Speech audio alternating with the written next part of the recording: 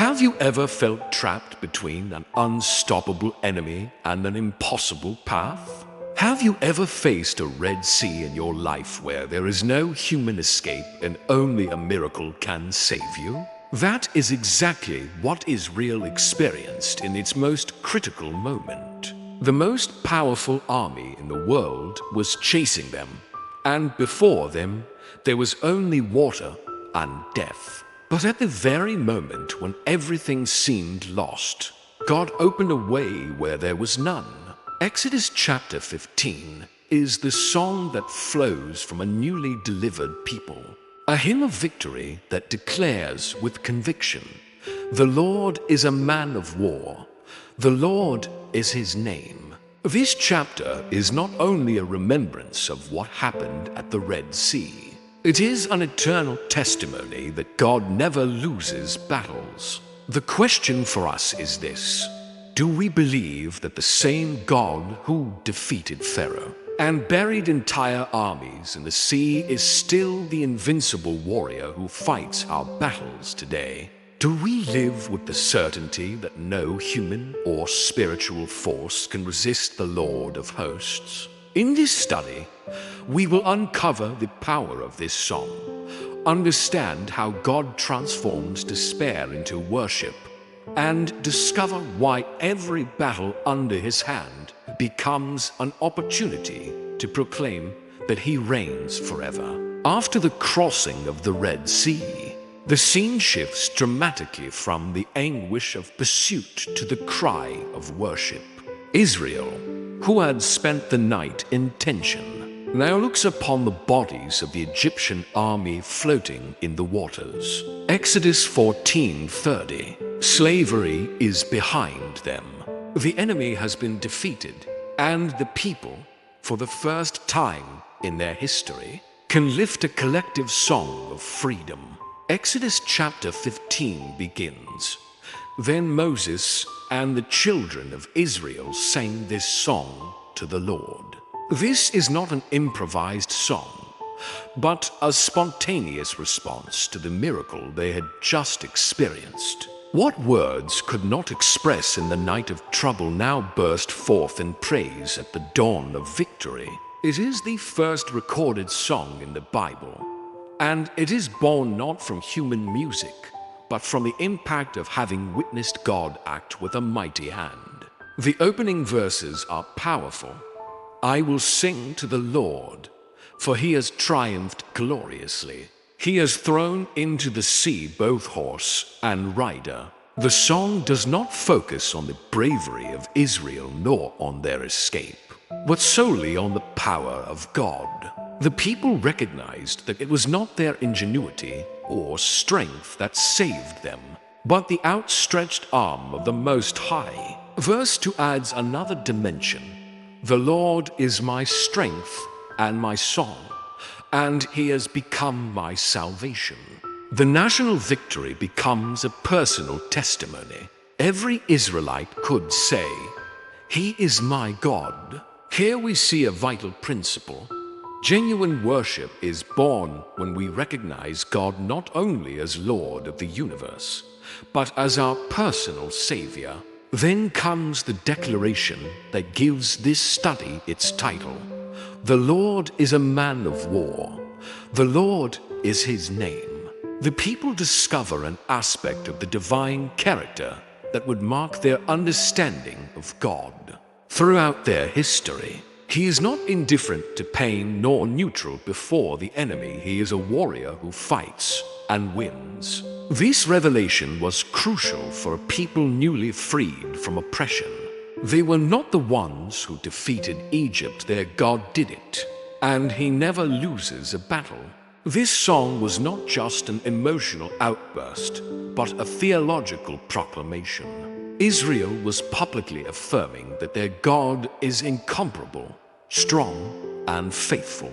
The song became an act of remembrance because every time they recalled it, they affirmed again that God fights for them. The Song of Moses in Exodus 15 is more than a song. It is the inaugural declaration of a redeemed people. Before, they groaned in slavery. Now they sing in freedom. Before, their voice was silenced by the whip. Now it resounds in a hymn celebrating the God who split the sea and closed the waters over their enemies. In this first section, we understand that true worship arises after experiencing God's salvation. Israel's song reminds us that every deliverance we experience, every battle won by His hand, must be transformed into song, because praise is the natural response to the victory of the God who never fails. The song in Exodus 15 does not rise in a vacuum, it emerges at a decisive moment. In Israel's history, to understand its power, we must place ourselves in what had just happened.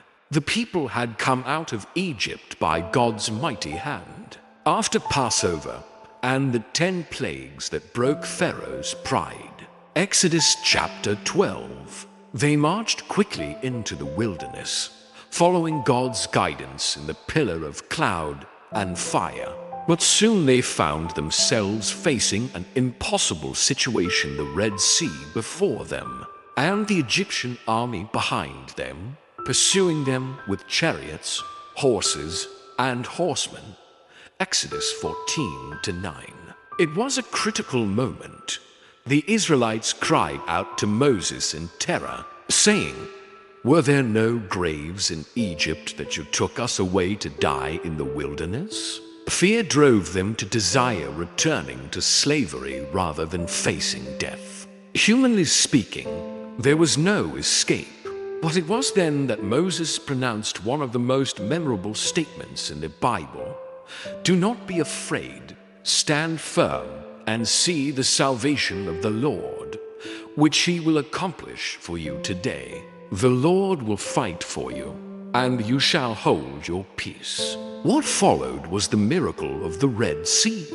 God commanded Moses to stretch out his staff, and the waters supernaturally parted, forming a wall on their right and on their left. Israel walked through on dry ground while the pillar of fire held back the enemy army. When the people reached the other side, God instructed Moses again to stretch out his staff, and the waters returned over the chariots and horsemen of Egypt, burying them completely. Exodus 14 ends with a key declaration. So Israel saw the great work which the Lord had done in Egypt. And the people feared the Lord and believed in the Lord and in His servant Moses. It is in this context of reverent fear and renewed faith that the song of Exodus 15 emerges. This is not a prepared or rehearsed song, but the natural response of a people who have just seen the impossible become reality. Historically, this victory carries even greater meaning. Egypt was the world power of that time. Its chariots represented strength and dominion. To see them destroyed in a single night was a message not only to Israel, but to all nations. The God of the Hebrews not only delivers His people, but destroys the empires that rise against Him. In fact, the song itself anticipates that other nations would tremble when hearing what happened. Culturally, this transition also marks Israel's transformation from slaves into a redeemed people. They had once been oppressed by the whip. Now they were witnesses that God fights for them. The Red Sea was not only a physical deliverance, but also an act of spiritual liberation.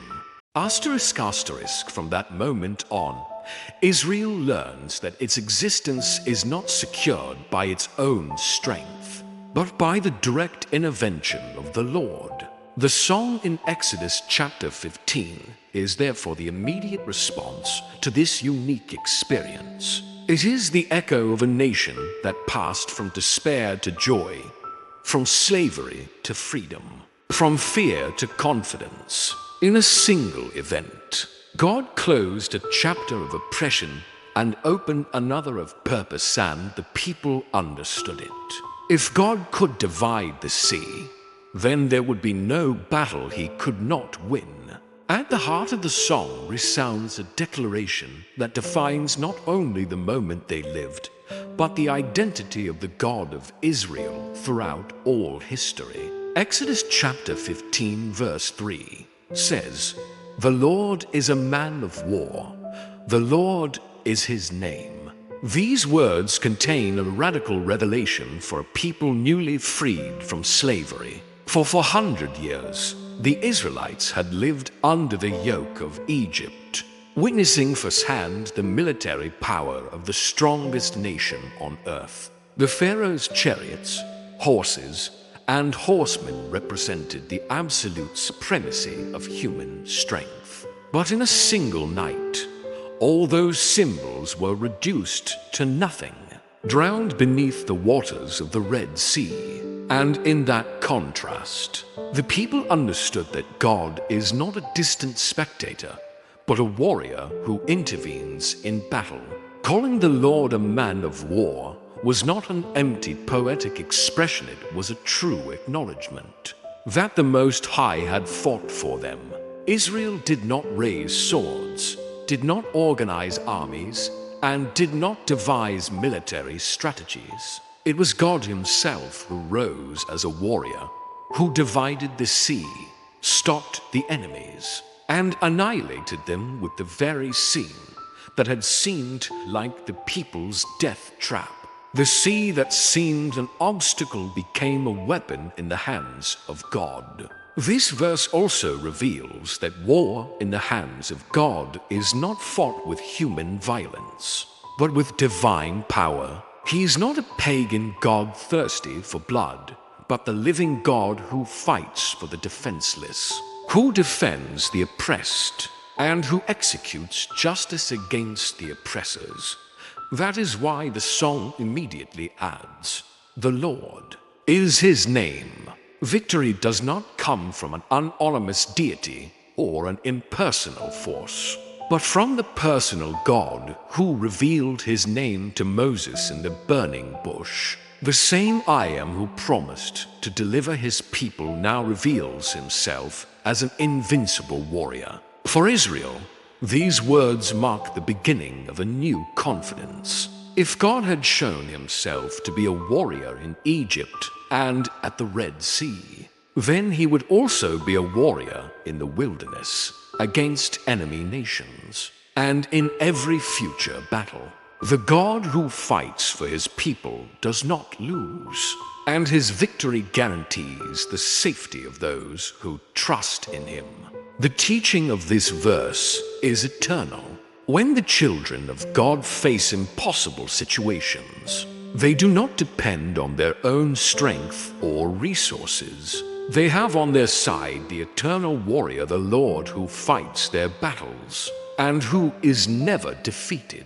After proclaiming that the Lord is a warrior, the song describes in detail how the mightiest army on earth was defeated in that moment. Exodus chapter 15 verse 4 says, "Pharaoh's chariots and his army he has cast into the sea. His chosen captains also are drowned in the Red Sea.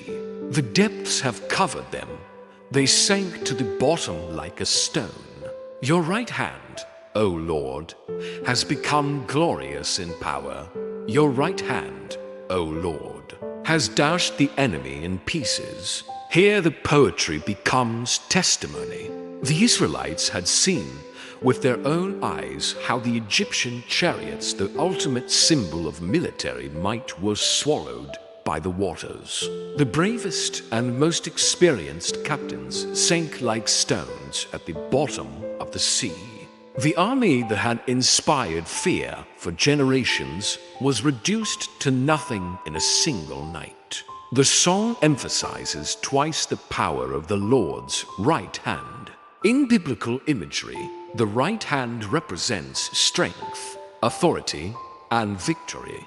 This was not a natural weather accident, it was the arm of God acting with power. The sea, which had seemed an impossible obstacle for Israel, became an instrument of judgment against Egypt. The song later adds, in Exodus chapter 15, verses 7 to 8, "In the greatness of your excellence you have overthrown those who rose against you.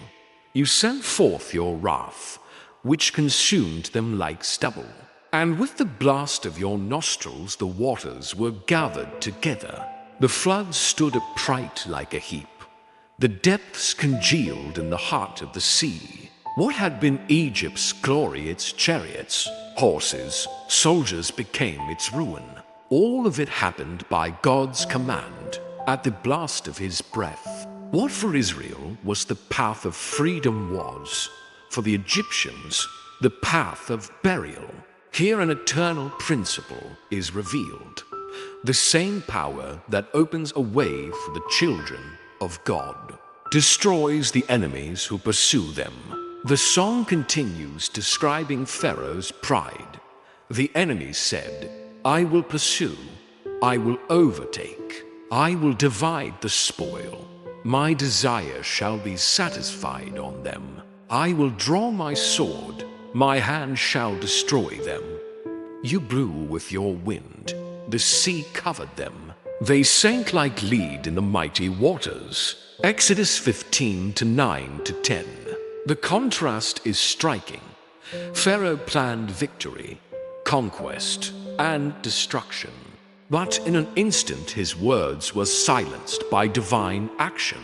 A simple breath from God was enough to bury his pride. This passage teaches us that no enemy, no matter how strong, can resist the power of God.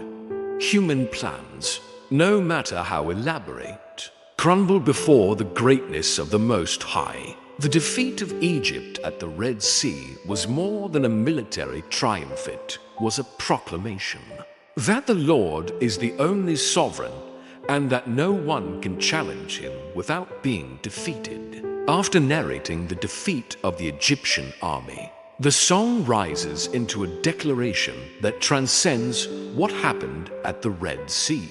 Israel contemplates God's work and recognizes that there is no comparison with any other power. Exodus chapter 15 verse 11 declares, Who is like you, O Lord, among the gods? Who is like you, glorious in holiness, fearful in praises, doing wonders? You stretched out your right hand, the earth swallowed them. In the ancient world, every nation depended on its gods for protection. Egypt in particular was known for its vast pantheon of deities that supposedly ruled over nature, the Nile, fertility, war, and life itself. But that night all those idols were exposed as powerless. Not one of them could save Pharaoh or resist the power of the God of Israel. The rhetorical question, who is like you, becomes a confession of faith. There is no rival, no equal. The Lord is incomparable in three aspects. Glorious in holiness, his character is pure, set apart, spotless. He does not act with injustice, but with perfect righteousness. His victory is not the result of cruelty, but of his holiness. Fearful in wonders, his works produce awe and reverence. What God does not leave anyone indifferent.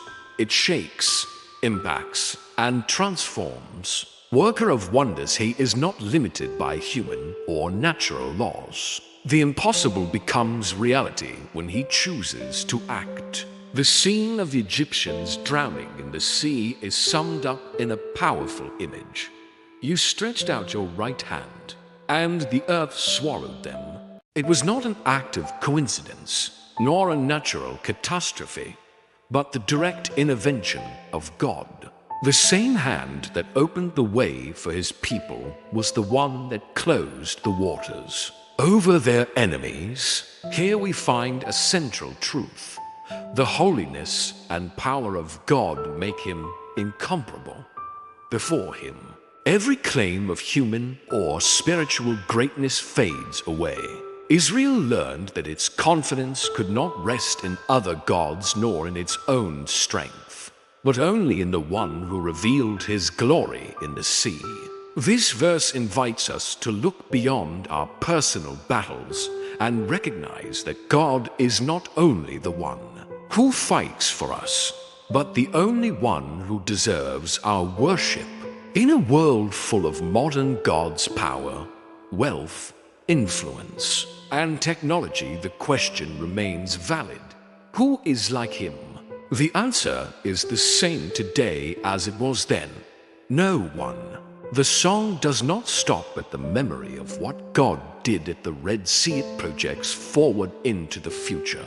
Israel understands that the God who defeated Egypt is not only a warrior, but also a shepherd and guide who will lead them to the promised land. Exodus chapter 15 verse 13 tells us, "In your mercy you have led forth the people you have redeemed. You have guided them in your strength to your holy habitation." The people will hear and be afraid. Sorrow will take hold of the inhabitants of Philistia. Then the chiefs of Edom will be dismayed. Trembling will take hold of the mighty men of Moab. All the inhabitants of Canaan will melt away. Fear and dread will fall upon them. By the greatness of your arm, they will be as still as a stone, till your people pass over, O Lord, till the people pass over whom you have purchased. Verse 13 is key. God not only delivered them, he redeemed them. The word implies purchase, rescue, deliberate liberation. Israel did not leave Egypt wandering aimlessly, but being guided by God to his dwelling place. Here the contrast becomes clear. The Egyptians were swallowed by the sea, but Israel is guided by the mercy and power of God. The song anticipates what is to come. The surrounding nations will hear what has happened and will be terrified. The Philistines, Moabites, and Canaanites, all those who seem powerful, will be filled with fear when they learn that the Lord fights for his people. The song not only celebrates past victories, but also predicts future ones. The same God who divided the Red Sea will make every nation that rises against Israel tremble.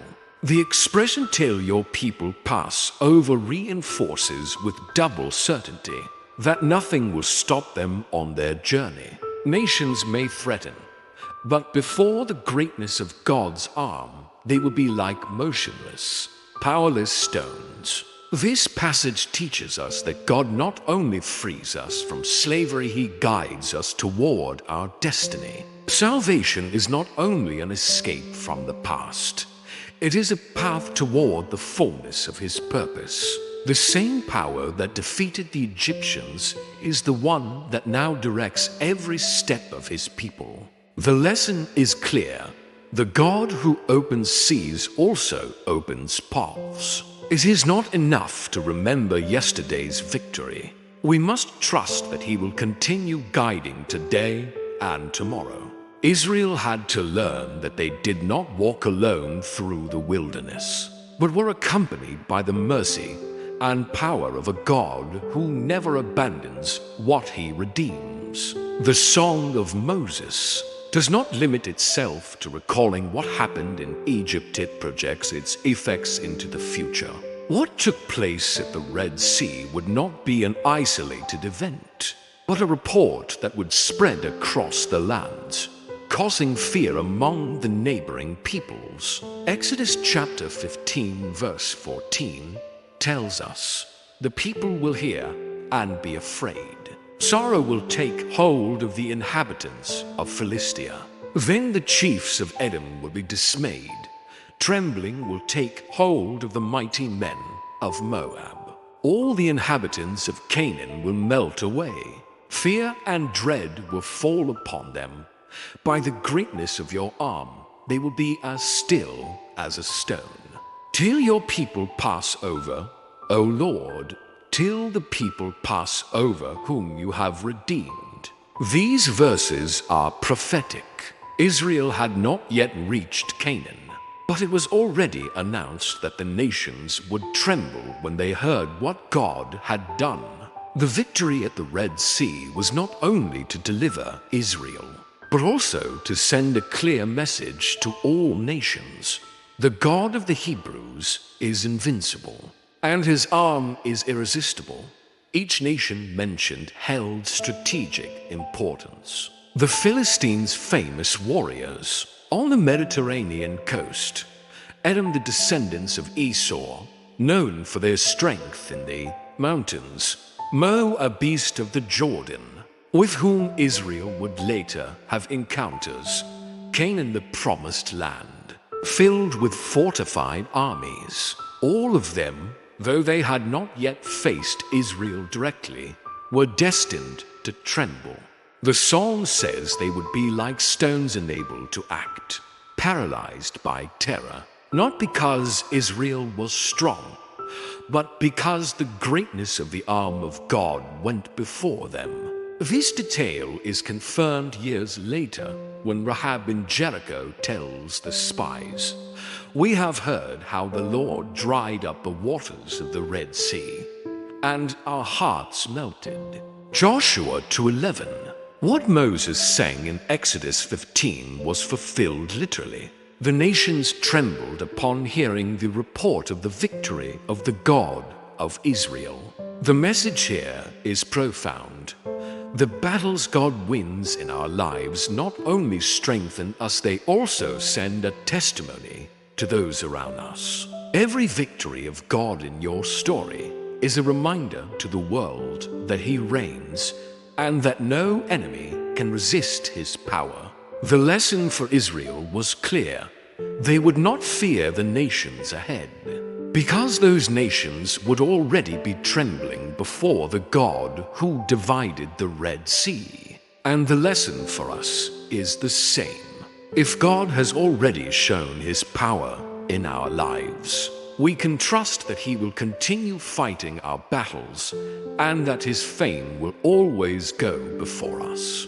The song does not stop at the fear of the nations. Moses and the children of Israel look beyond, toward the final destination that God has prepared.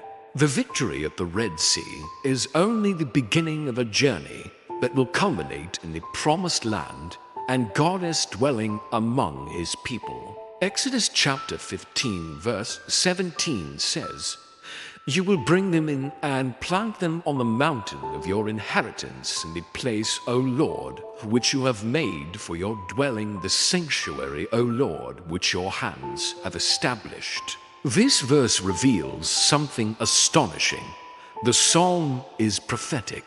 Israel has just left Egypt and is still in the early stages of the wilderness. Yet they are already singing about the inheritance, the mountain, and the sanctuary that God has prepared for them. The victory over Pharaoh is a guarantee that the same God who opened the sea will also lead them to the mountain of His inheritance. The verb plant is key.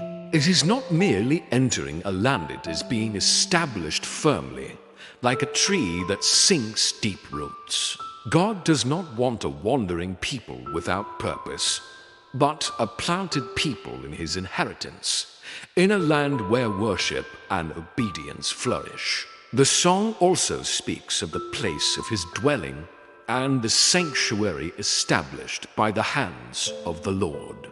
Although Israel did not yet know the tabernacle nor the temple in Jerusalem, the Spirit of God was already making them look toward the day when He would dwell among them in a visible way. The purpose of the deliverance was not only to bring them out of slavery, but to lead them to a place where they could worship the true God in His sanctuary. This verse teaches us that every victory God gives us is a step toward deeper communion with Him. It is not only about freeing us from enemies or dividing seas, but about leading us into His presence, His dwelling place where our lives find roots, stability, and purpose for Israel. This promise became the foundation of their hope. They would not wander endlessly through the wilderness. There was a mountain, an inheritance, a sanctuary waiting for them. For us, the principle remains the same. God does not save us only to free us from the past, but to plant us in His eternal purpose and cause us to dwell in His presence. Deliverance opens the path, but communion is the goal. The Song of Moses anticipates that purpose with confidence. The God who brought His people out with a mighty hand is the same God who will plant them in His inheritance and establish them in His sanctuary. The Song of Moses reaches its climax with a brief but eternity-filled declaration. It is not a momentary shout of triumph, but a proclamation that transcends the battle with Egypt and extends through all ages. Exodus chapter 15, verse 18, "The Lord shall reign forever and ever." This affirmation is the logical conclusion of everything narrated in the song. The God who opened the sea, who drowned Pharaoh's chariots and horsemen, who made the nations tremble, and who promised to plant His people in His inheritance, is not a temporary or limited God. He is an absolute king, and His reign has no end. The people of Israel had known pharaohs as human kings, powerful and feared. But those kings, no matter how great their glory, were mortal, temporary, unable to maintain their power beyond the grave. The Lord, on the other hand, is not a king who rises and then falls. His rule is eternal, His sovereignty unshakable, and His authority never successfully challenged. This verse is not only a confession, but also an invitation. If the Lord reigns forever, then all who belong to His people must live under His rule with confidence and obedience. No matter how great the enemies may appear, or how uncertain the circumstances, the Lord reigns, and His dominion is not subject to the whims of history. In the context of the psalm, this proclamation was vital for Israel. They had left Egypt, but a long journey still awaited them through the wilderness, filled with trials, enemies, and difficulties. What would give them security was not the absence of problems, but the certainty that the God who delivered them that night continued reigning forever. This verse thus becomes an anchor for faith. The God who reigned at the Red Sea is the same who will reign in the wilderness, in Canaan, and for all eternity. Nothing can shake His throne, and His reign is a perpetual guarantee of victory for His people. By proclaiming, "The Lord shall reign forever and ever," Israel was not merely singing about a present event, but about a universal truth that remains valid to this day. Every battle, every deliverance, every fulfilled promise points to this certainty: the Lord reigns, and His kingdom shall never be shaken. The Song of Moses ends, but its echo travels through history as an eternal declaration. This verse stands as a grand finale. The hymn of victory is not a poetic closing, but the central declaration that sustains the entire story. The God who delivered Israel at the Red Sea remains king forever. The narrative began with the fear of the people trapped between the sea, and Pharaoh's army continued with the miracle of deliverance. With the waters parted like walls on the right and left hand culminated with the judgment over Egypt and the song of praise. But the entire story concludes with this truth: the victory was not an isolated episode, but the manifestation of an eternal reign that will never be broken for Israel. These words were more than a song, they were the assurance that the God they had just met as a warrior would not abandon them in the wilderness or before the enemies of Canaan. His kingship guaranteed that every future battle was already under his control. What he had done at the Red Sea was only a glimpse of what he would do throughout their history. This verse teaches us that the sovereignty of God is the foundation of our confidence. Battles change. Enemies appear with different faces. Circumstances shift. But the reality remains. The Lord reigns. He does not reign for a limited time or for a season of power, but eternally and forever. Here is the heart of the song. Worship is not only a response to a specific miracle, but a recognition of the eternal kingdom of God. The people who yesterday cried out in desperation today proclaim with certainty that their God is invincible and that his throne will never be removed. The greatest victory is not the defeat of Pharaoh nor the sinking of his chariots, but the revelation of a God who rules the seas, armies, and nations, and whose dominion will never be successfully challenged. He never loses battles because his reign is eternal in our lives. This truth invites us to lift the same psalm. Every time God opens an impossible path, every time his power delivers us from a desperate situation, we must remember that we have not only been set free, but placed under the rule of an eternal king. And as long as his throne stands, and it will stand, forever no battle will be lost, for the Lord is warrior and champion. His victory is eternal. If you desire to grow in your knowledge of the Word of God and deepen your biblical studies, we invite you to subscribe to our channel. Here you will find profound reflections, detailed biblical studies, and teachings to strengthen your faith. Do not forget to click on the bell icon so you do not miss any content. And if this message has been a blessing to you, share it with others so they too may grow spiritually. Join our community and continue advancing in your walk with God.